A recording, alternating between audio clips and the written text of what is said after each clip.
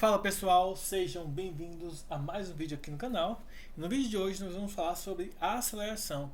Vamos abordar três tipos que nós encontramos depois que nós estudamos o movimento uniforme, o uniformemente variado e o movimento circular. É uma introdução para depois nós começarmos a estudar a cinemática e os estudos de forças, tá? Seja ela força resultante, força de tração, normal e peso. Então essa seria, digamos assim, a parte inicial para que depois a gente possa abordar as questões de aceleração no movimento de um contexto agora mais específico para forças, tá? Mas vamos tratar agora somente das acelerações. Bom, a gente vai falar sobre a aceleração tangencial, a aceleração centrípeta e a aceleração vetorial, essas três modalidades aqui. Bom, o que é a aceleração tangencial? A aceleração tangencial é aquela que diz respeito à rapidez com que um corpo, com que uma partícula se movimenta. Em outras palavras, é a intensidade da aceleração tangencial, lembrando que nós estamos abordando vetores desde a última aula, e então nós teremos que a intensidade da aceleração tangencial ela pode ser calculada da mesma maneira que nós calculamos no movimento uniformemente variado, usando a variação da velocidade com relação ao tempo. Então, essa é a fórmula básica para a aceleração escalar, que é associada à aceleração tangencial. Como a aceleração tangencial ela é um vetor e nós estamos abordando os vetores, precisamos entender que possuem três características: intensidade, que nós falamos da fórmula, direção e sentido. A direção da aceleração tangencial é a mesma da velocidade, ou seja, tangente à trajetória. Daí a razão a aceleração ser chamada de tangencial. Isso significa o seguinte: se nós temos um movimento que faz uma curva, então a cada ponto da trajetória essa aceleração ela vai ser tangente àquele ponto em relação à curva. Então, para cada ponto a aceleração vai ter uma direção diferente e vai ser a mesma direção da velocidade. Bom, e o sentido? O sentido depende do que? Se o movimento é acelerado ou se o movimento é retardado. O movimento acelerado, então, é a favor da velocidade. Isso faz com que a velocidade aumente, claro. E se for um movimento retardado, ela é contra a velocidade, né? Fazendo com que então o valor da velocidade vá diminuindo. Então, basta a gente fazer essa análise aí na hora de calcular ou de interpretar a aceleração tangencial. A segunda aceleração a ser vista na aula de hoje é a aceleração centrípeta, tá? E o que é a aceleração centrípeta? A aceleração centrípeta é aquela que está associada que é responsável, na verdade, pela alteração da direção e do sentido do vetor velocidade. Então, quando nós temos um movimento em que a velocidade muda de direção, muda de sentido, então esse fator é responsável, de responsabilidade da aceleração centrípeta. Então, vamos pensar no que?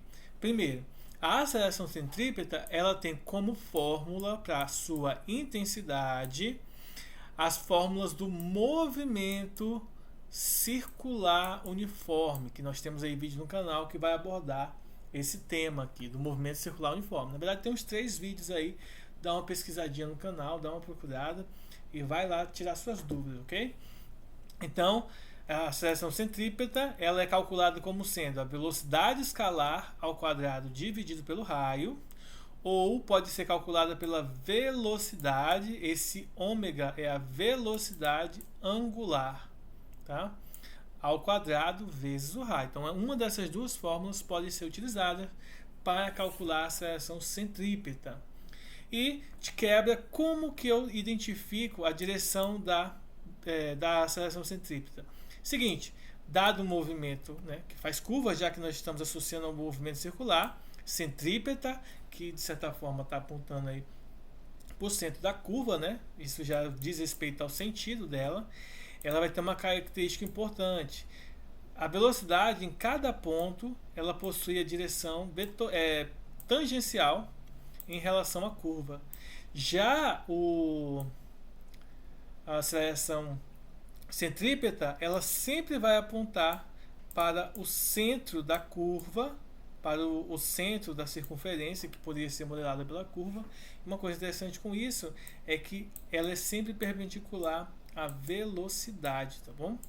E isso aqui é uma característica intrínseca da aceleração centrípeta. Então, esse aqui seria o vetor velocidade e esse apontando para o centro seria a aceleração centrípeta. Lembrando que vetores a gente coloca uma setinha em cima e na hora de fazer o cálculo, para a gente não precisar usar as barrinhas do módulo, a gente vai recorrer, tá, tanto na aceleração centrípeta quanto na tangencial, nós vamos recorrer ao uso de retirar a setinha de cima da variável A de aceleração, tá?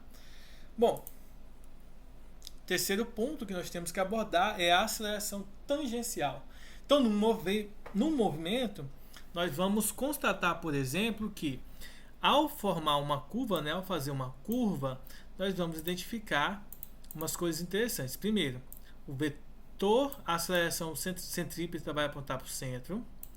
A velocidade vai formar um ângulo de 90 graus. E aí nós vamos ter duas características. Vamos considerar que o movimento ele é acelerado, tá? Se o movimento é acelerado, isso significa dizer que a aceleração tangencial ela vai formar com a aceleração centrípeta um ângulo de 90 graus. Mas nem sempre isso aqui é verdade, tá? Pode ser que sejam algumas outras consequências. Mas vamos pensar aqui no movimento uniforme. Resumidamente, nós vamos ter o seguinte: a aceleração vetorial a gente vai identificar pela letra grega gama, tá? É a letra grega gama, G-A-M-M-A. Aí depende da tradução. Algumas traduções não colocam aqui 2M não, tá? E aí nós vamos ter que a aceleração vetorial ela vai ser a soma da aceleração tangencial mais a aceleração centrípeta. Então, a junção vetorial, né, a soma vetorial dessas duas acelerações gera para a gente a aceleração vetorial. Uma vai dar a direção em relação à velocidade e a aceleração centrípeta vai dar a direção em relação ao centro da curva. E aí nós vamos ter algumas características muito importantes. Primeiro, nós já estudamos 3 tipos de movimento. O movimento uniforme, o movimento uniformemente, nesse caso aqui o movimento acelerado e o retardado. Qual é a característica de um movimento ser uniforme, que nós vimos isso na última aula? O movimento uniforme significa que a velocidade é constante. Velocidade constante significa que a aceleração é nula, não há aceleração. Nesse caso, para o movimento uniforme, se nós tivermos uma trajetória retilínea, isso significa dizer que a aceleração centrípeta é nula. Então, lembre-se, a aceleração centrípeta ser nula porque nós temos linha reta, então não faz curva. Logo, se não faz curva, não tem como apontar para o centro da curva. Então, na aceleração no movimento retilíneo, a aceleração centrípeta é nula e, consequentemente, não vai ter aceleração no movimento, como a gente discutiu aqui, porque a velocidade é constante. Já no movimento circular, a aceleração centrípeta é diferente de zero, tá? Porém, a aceleração vetorial ela vai ser igual à aceleração centrípeta, já que a aceleração tangencial vai ser nula. Então, nós vamos analisar aqui novamente, passo a passo. Deixa eu desmarcar tudo que foi feito aqui. Nós vamos analisar movimento a movimento, de um por um, para a gente poder entender de uma forma mais precisa, de uma forma mais concisa, né, tudo o que foi elaborado aqui. Vamos pensar no seguinte. Vamos pensar primeiro, tá, no movimento retilíneo. O movimento retilíneo é um movimento que não tem curva. Se não tem curva, então eu já descarto a aceleração centrípeta, ela é nula. Aí nós vamos ter 3 tipos de movimento associados ao movimento retilíneo, que é o uniforme, o acelerado e o retardado. O movimento uniforme tem como característica velocidade constante.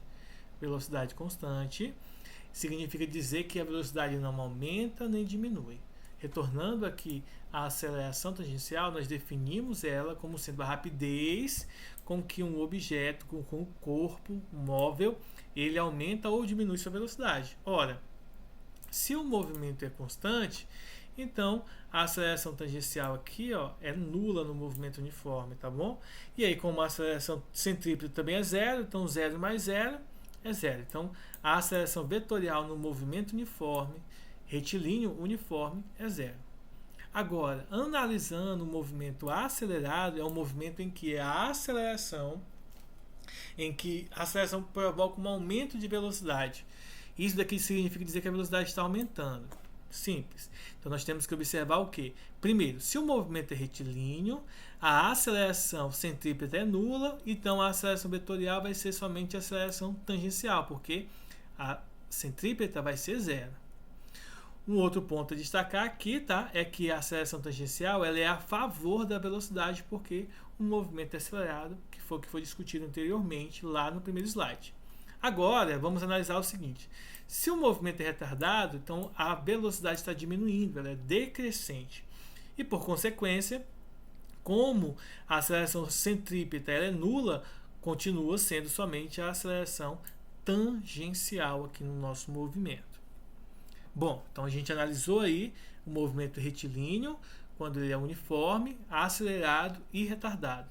Agora a gente vai analisar dentro do movimento circular, dentro de uma trajetória circular, cada um dos pontos, o movimento uniforme, o acelerado e o retardado. Dentro do conceito de movimento uniforme, se o movimento é circular, se há círculo, então a aceleração centrípeta é diferente de zero, então ela existe. E como no movimento uniforme a aceleração tangencial aqui, ó, ela é nula, ela não existe, então vai sobrar somente a aceleração centrípeta. Então a aceleração vetorial é a própria aceleração centrípeta. No caso em que o movimento é acelerado e retardado dentro do movimento circular, a gente vai ter a junção agora das duas fórmulas, tanto da aceleração centrípeta quanto da aceleração vetorial. Geralmente, a gente vai sempre estar associando no movimento circular uma coisa muito interessante, que é o seguinte: vamos analisar dentro de um plano cartesiano, vamos simular aqui um plano cartesiano. Imagina que isso aqui é o eixo y e esse aqui é o eixo x. E digamos ainda que o movimento ele acontece fazendo uma curva, como indica como vai ficar aqui. Imagina que esse círculo, e dentro da borda, e na borda desse círculo nós vamos ter aí as mudanças de velocidade, aceleração e tal. O que acontece? Se isso aqui for o centro da circunferência, da nossa circunferência, uma coisa importante de ressaltar aqui, tá, é que a aceleração centrípeta, vamos pegar esse ponto aqui como base, ela vai apontar para o centro da circunferência. Se o movimento ele tiver nessa direção for o sentido positivo do movimento, o sentido anti-horário for o sentido positivo, então a gente tem que observar o seguinte: se o movimento é acelerado, então o vetor ele vai fazer um ângulo de 90 graus aqui, ó. Lembrando que essa aqui é a aceleração centrípeta e essa é a aceleração tangencial. Se o movimento ele é retardado, né, ele vai ser o contrário, então a aceleração vai apontar para o sentido oposto, já que sentido negativo para esse lado aqui, ó. O sentido negativo é desse lado, então ela vai apontar para esse lado, mas também vai formar um ângulo de 90 graus, independentemente da direção, melhor, independentemente do sentido na qual a aceleração tangencial esteja apontando. Isso aqui é interessante, porque se nós analisarmos, tá, só esses vetores aqui, nós podemos pegar da seguinte maneira. Vamos pegar, por exemplo, dessa forma aqui. Se vocês notarem, a gente pode, nesse processo aqui, ó, emendar aqui formando um triângulo, tá? Essa aqui é a aceleração tangencial e essa aqui é a aceleração centrípeta. E nas nossas aulas sobre, né, vetores, soma de vetores, a gente percebeu, estudou, que quando a gente junta esses dois vetores, essa diagonal, ó, que parte, nesse caso, daqui para cá, ó, ela se torna a nossa aceleração, no caso total, né? Então, nós vamos definir que em alguns casos em que a aceleração centrípeta e tangencial existem, a aceleração vetorial tá? Ela se torna em termos de intensidade, ou seja, sem o vetorzinho em cima, ela pode ser definida pelo teorema de Pitágoras. A aceleração ao quadrado vetorial, ela é igual à aceleração tangencial ao quadrado mais a aceleração centrípeta ao quadrado. Lembrando que a aceleração tangencial, ela tem como fórmula ΔV sobre ΔT, em que V é a velocidade escalar comum. Já a aceleração centrípeta, ela é a velocidade ao quadrado dividido pelo raio, ou a velocidade angular ao quadrado vezes o raio, tá? Só é bom deixar isso bem destacado aí, para a gente não confundir. E aí, para a gente poder fixar nessas ideias, vamos fazer alguns exercícios que está lá no site Brasil Escola, para a gente identificar melhor como que a gente resolve na prática. Vamos lá. Um ciclista treina em uma pista circular, executando o movimento circular e uniforme. Então aqui nós estamos trabalhando dentro do MCU, tá? Com velocidade de 20 metros por segundo. Se eu sei que o raio vale 80 metros, qual que é o valor da aceleração centrípeta? Então essa é a pergunta. Se você observar bem, as informações aqui é velocidade igual a 20 metros por segundo. Uma coisa que vale destacar aqui, que é bem importante. Como que eu sei que é a velocidade escalar e não a velocidade angular? Simples. Velocidade angular, ela vai ter um valor, né, uma grandeza associada, mas a unidade que vai aparecer é radiano por segundo. Então, só para destacar que quando for, né, para você calcular a velocidade angular, ele vai estar em radianos por segundo. Por isso que eu sei que, já que está em metros por segundo, a velocidade indicada é a velocidade escalar comum, tá? Segunda informação do texto é que o raio vale 80 metros. Então, como que eu faço para calcular a aceleração centrípeta? Fácil. A aceleração centrípeta é igual a velocidade escalar ao quadrado dividido pelo raio. Ora, se a velocidade escalar vale 20, nós teremos 20 ao quadrado. E se o raio vale 80, teremos aqui 20 ao quadrado dividido por 80. 20 ao quadrado é 400, tá? 20 vezes 20 dá 400.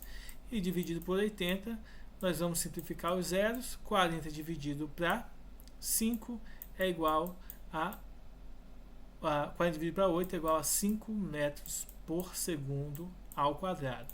Vale destacar que é importante que as unidades apareçam no Sistema Internacional de Medidas. Nesse caso, está todos no Sistema Internacional, mas se não tiver, é importante que seja feito.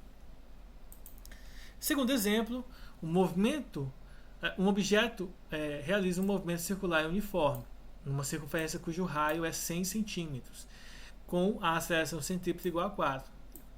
Determine a velocidade. Então vamos lá. A gente vai verificar a velocidade escalar, e em conjunto com ela nós vamos verificar a velocidade angular, tá? Só para a gente poder incluir alguma coisa a mais nesse exemplo, já que ele é bem tranquilo de ser feito. Bom, a primeira coisa que a gente tem é o seguinte: a aceleração centrípeta, ela é igual a velocidade ao quadrado dividido pelo raio, tá bom? E se eu quero saber a velocidade, o que eu vou fazer? Eu vou passar o raio para o outro lado multiplicando. Então, vai ficar raio vezes a aceleração centrípeta. Mas como eu quero saber a velocidade, né, em si, eu vou passar o expoente 2 para o outro lado na forma de raiz. Então, resumidamente, a velocidade vai ser o raio dentro da raiz junto com a aceleração escalar. Para descobrir a velocidade angular, que eu que estou incluindo aqui nessa questão, a gente vai usar a fórmula da aceleração centrípeta, que diz o quê? A aceleração centrípeta é a velocidade angular ao quadrado vezes o raio. Ou seja, se eu quero saber a velocidade angular, eu vou fazer velocidade angular ao quadrado, vou passar o raio lá para o outro lado dividindo. Então vai ficar dividindo a aceleração centrípeta. Como eu quero saber a velocidade, eu vou pegar esse expoente e passar para o outro lado na forma de raiz. Então a velocidade angular é a raiz quadrada da aceleração centrípeta dividido pelo raio. Então é bem simples calcular cada uma delas. Então a gente só vai substituir os valores. Primeiro, para eu descobrir a velocidade escalar, eu vou fazer essa conversão. Lembrando que 100 centímetros, tá, significa que isso aqui é igual a 1 metro. Então vale ressaltar que 100 centímetros é 1 metro. Então a velocidade escalar é o raio, que é 1, vezes a aceleração, que é 4. Então, é a raiz quadrada de 1 vezes 4. E 1 vezes 4 é 4. E a raiz quadrada de 4 é 2. Então, isso aqui é 2 metros por segundo. Já no segundo ponto, a aceleração centrípeta é 4 e a velocidade angular é 1. Então, nesse caso, aqui vai dar a raiz quadrada de 4, que é 2 também. Só que aqui é radianos por segundo. Uma observação importante. Nessa questão, houve uma coincidência das duas velocidades terem dado exatamente iguais. Isso não é comum de acontecer, tá? Isso é bem raro de acontecer, então não achem que sempre as duas velocidades vão dar o mesmo valor. Isso aqui foi pura sorte ter dado o mesmo valor, tá bom? Então, tomem cuidado na hora de resolver. Não achem que uma sempre vai dar igual a outra, pois isso aqui, como eu estou citando, é uma raridade disso acontecer. Bom, vamos para mais um exemplo aqui para a gente entender ainda mais esse conceito. Que é o seguinte: um carro de corrida percorre uma pista circular com velocidade constante de 108 km por hora. Então aqui é a velocidade escalar, tá? Km por hora é a velocidade escalar. Só que aqui já vai dando uma dica, ó. A gente precisa dividir por 3,6. E aí quando eu faço essa divisão, aqui de 180 dividido para 3,6, o resultado vai dar 50. Então isso significa dizer que quando eu dividir, a minha velocidade vai ser igual a 50 metros por segundo. Que é importante que esteja no Sistema Internacional de Medidas. A segunda informação é a aceleração centrípeta. Então isso significa que a aceleração centrípeta do nosso problema ela é igual a 25 metros por segundo ao quadrado. Lembre-se que quando tiver segundos ao quadrado, né, metros por segundo ao quadrado, está se referindo à aceleração e metros por segundo se refere à velocidade. Com base nessas informações, a gente vai calcular o raio da pista. Se eu tenho velocidade e eu tenho aceleração, como que eu faço para encontrar o raio? Bem tranquilo, é só você substituir da seguinte maneira. Ó. A aceleração centrípeta é a velocidade ao quadrado dividido pelo raio. Então eu vou passar o raio para esse lado multiplicando, então vai ficar raio vezes a aceleração, e vou passar a aceleração então dividindo. Então vai ficar raio igual a velocidade ao quadrado dividido pela aceleração. É só substituir. Velocidade ao quadrado é 50 ao quadrado dividido por 25. 50 ao quadrado é igual a 2.500, tá? E dividido isso para 25 vai ser igual a 100 metros. Então, o raio dessa pista é igual a 100 metros de comprimento de raio, tá bom? Então, é bem tranquilo. Todas essas questões é a gente aplicar na fórmula da velocidade da aceleração centrípeta, isolar a variável desejada e depois substituir os valores para então, fazendo o cálculo, a gente obter cada um dos resultados. Vamos para o próximo exemplo.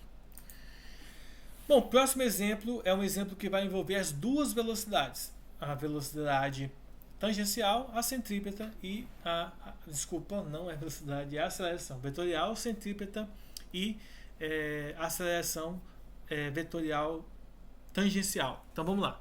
Uma roda gigante tem a aceleração tangencial de 1 metro por segundo ao quadrado e sua aceleração centrípeta tem o mesmo módulo. A pergunta é, quanto que vale a aceleração vetorial resultante, então, desse problema, tá? Bom, então aplicando aqui a fórmula da aceleração tangencial ao quadrado, a aceleração vetorial ao quadrado é igual a tangencial ao quadrado mais a aceleração centrípeta ao quadrado. Isso aqui é o teorema de Pitágoras associado às acelerações, já que cada uma delas é ortogonal à outra, que pode ser formado então um triângulo retângulo. Então nesse ponto aqui a gente precisa analisar o seguinte contexto. Essa é a aceleração que eu quero, a aceleração vetorial ao quadrado, e a aceleração tangencial é igual a 1, então vai ficar 1 ao quadrado, mais a aceleração centrípeta, observe que tem o mesmo módulo, ou seja, também é 1 ao quadrado. Logo, a aceleração vetorial ao quadrado é igual a 2, porque 1 ao quadrado é 1, 1 mais 1, 2. Portanto, passando o expoente lá na forma de raiz, fica a raiz quadrada de 2. E se a gente calcular aí a raiz quadrada de 2, é aproximadamente 1,4 metros por segundo ao quadrado, tá? Então, a alternativa B, aproximadamente 1,4, para a gente resolver. Nosso próximo exemplo, um objeto cai em queda livre com uma aceleração constante igual a 10 metros por segundo. O vento assopra o objeto em uma direção perpendicular, paralela ao solo, acelerando em 2 metros por segundo ao quadrado. O módulo da aceleração vetorial resultante desse objeto é igual a quanto? Então vamos lá. Novamente nós vamos aplicar aqui a fórmula da aceleração vetorial para resolver esse problema. A aceleração vetorial ao quadrado é igual à aceleração centrípeta, ou melhor, a tangencial ao quadrado, mais a centrípeta. A ordem não importa, mas é só para a gente poder pegar os dados nessa ordem aqui. Primeiro, como o objeto está em queda livre, ele está caindo aqui em linha reta, então ele não tem a aceleração centrípeta. Logo, essa aceleração aqui é a aceleração tangencial. Quando o vento assopra o objeto, ele parte em direção perpendicular. Lembre-se que a direção perpendicular é sempre aquela que dá origem à aceleração centrípeta. Nesse caso, a aceleração centrípeta vale 2. E aí é só substituir e fazer o cálculo bem tranquilo. Ó. A aceleração tangencial, 10. Então, 10 ao quadrado. Mais a aceleração centrípeta, 2 ao quadrado. E só colocar o resultado. Ó. 10 ao quadrado, 100. 2 ao quadrado, 4. Então, 100 mais 4 é igual a 104. E aí, o próximo passo é extrair a raiz quadrada, né? Já que o expoente 2 vai passar para o outro lado na forma de raiz. Então, nós vamos tirar a raiz quadrada de 104. Como aqui aparecem raízes, ó, é uma dessas raízes aqui o resultado. Então, a gente vai pegar o 104 e vamos verificar para quem que é dividido. Ó. 104 dá para dividir por 2, que fica 52. Dividido novamente por 2, fica 26. Dividindo por 2, isso aqui vai ser igual a 13. E dividindo por 13, isso aqui vai dar 1, já que 13 é o número primo. Então vamos observar que se eu juntar esses dois aqui, eu posso dizer que o 104 é 4 vezes 26. Ou seja, a nossa velocidade vetorial, né, o módulo dela, vai ser raiz quadrada de 4 vezes 26. Ora, o 4 possui raiz quadrada exata, raiz quadrada de 4 é 2, e o 26 não possui raiz quadrada exata, então fica 2 raiz de 26 metros por segundo ao quadrado, alternativa C, tá? Bom, então é bem tranquilo aqui nós identificarmos esses módulos. Essa então é a nossa aula de hoje. As dúvidas vocês podem deixar aí no comentário, ou então mandar uma mensagem lá no WhatsApp, no grupo, e até a próxima, pessoal. Estudem, façam exercícios e cuidado aí com o vírus. Até a próxima. Falou!